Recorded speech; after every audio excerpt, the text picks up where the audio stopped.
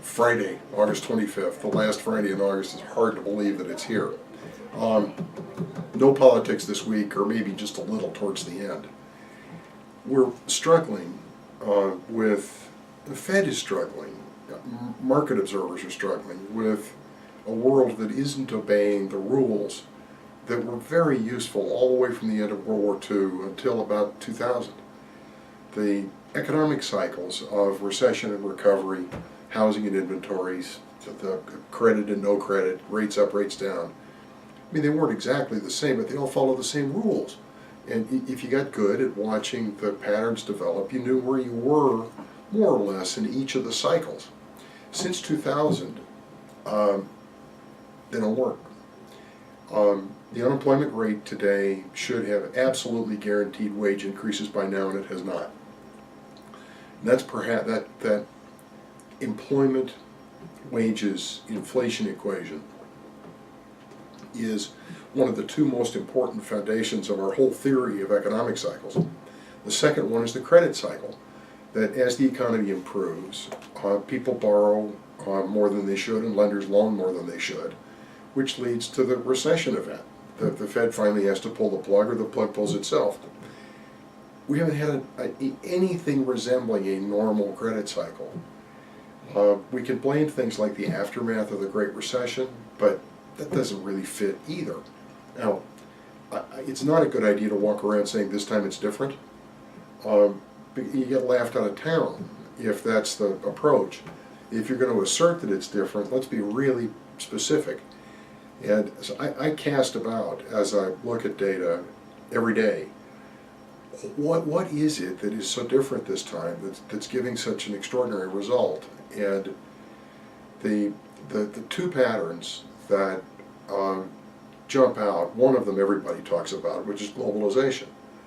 They clearly, a globalizing economy, greased by electrons, is leveling wages all over the world, meaning pushing down in the West. There is a corollary to that theory that there's some magic that we can deploy that will take us back to the good old days when that pressure is not present, and ain't happening. The second thing that's different is so slippery and so subtle because it's with us every day, which is technology. The disruption of technology, going back to when we got our first email addresses, which was not even 25 years ago. We've been in a process of reinventing every commercial enterprise in the country to see if we could do it better with one of these things than doing it the old-fashioned way. And the iPhone is now at 10 years. And the e-disruption is turning up in places that we have to think about it to feel them. One of them is that robot that we carry around our hands that has captured our lives, removed all the people and left nothing but phones. Another one very clearly is what's happening in retail space with Amazon. Despite my suspicions about Amazon, as a teenager I started working in retail and managed a pretty good sized retail chain in my 20s, and Amazon has cracked the logistics problem of retail, which is you have to have enough merchandise to make your store attractive to customers. And if you've got too many, you're dead. And Amazon makes all of that irrelevant. Now I'm going to skip close to political territory. The e-disruption of the countryside outside of cities is well nigh catastrophic. And it has triggered the largest migration of Americans since maybe the 19th century, in more than 100 years, in the evacuation of the countryside, headed for the cities where there is opportunity. If you're in the countryside and you need work, every small town used to have gas stations with good work for mechanics. Modern cars don't break down. If you're less than 40 years old, you don't even know what a tune-up used to be. If you're trying to make it as a retailer in a small town, you can't conceivably compete on price or inventory with the web, with Amazon. If you owned the local theater out in the backwoods of Oklahoma where my parents grew up, where in their childhood the coolest thing that happened every week was to get to go to the Flickr, go to the picture show. you can't make a living. Not with Netflix, not with Comcast, everywhere.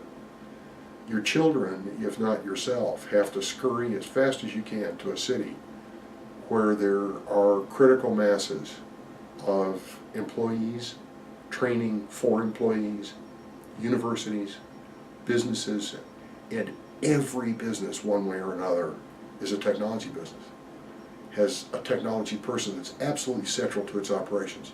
If its server goes down, it cannot operate.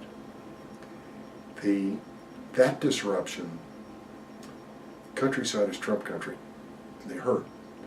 And it's not the least bit clear what it is that what we could do for them.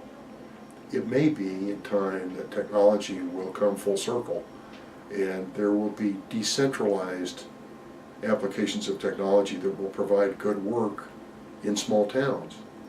But this critical mass business, I mean, for somebody my age, it's hard for me to get my arms around the obvious need for critical masses in pretty good sized cities in order to feed the companies and for the companies to feed us. It's different this time. Oh yeah. Do have a good weekend.